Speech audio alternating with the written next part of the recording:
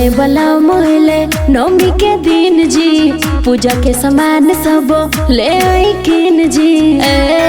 जी सुना सुना सुनाए वाला मोहले नौमी के दिन जी पूजा के सामान सब ले आई किन जी।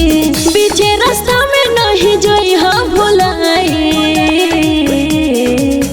सब नौमी नवराता धनी जय बुध बुराई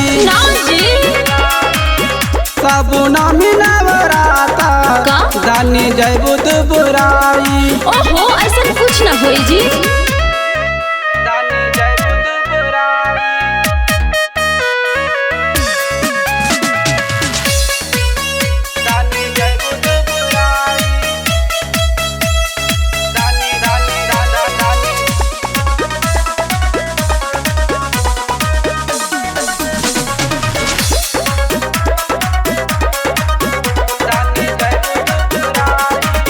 देर ना लगाई पियऊ जल्दी जाई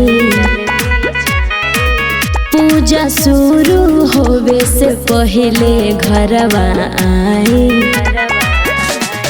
खानी हो खाइबू नव दिन कौनो या न पानी बात तनी माना हम सच कहतानी। पार करी है नैया सुना राजा देवी माई नौमी नवराता धनी जय बुध बुराई ना जी। नौमी नवराता धनी जय बुध बुराई। ए जी कुछ ना होई धनी जय बुध बुराई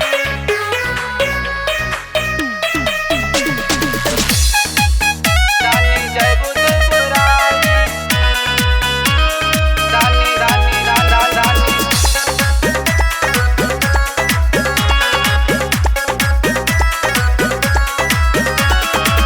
लाल रंग चुनरिया लाल से नुराली है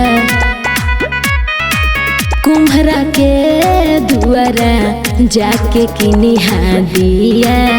ए जी धानी कत समझियो बात करो ही जीत गए। अच्छा पूजा पाठ में हो है बड़ी बीत गए। ना जी नागेश्वर राजा जानी बुड़वक बनाई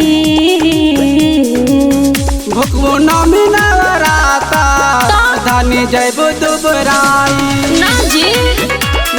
नौमी नवराता धनी जय बुध बुराई। ए जी माई सब पार लगा देते।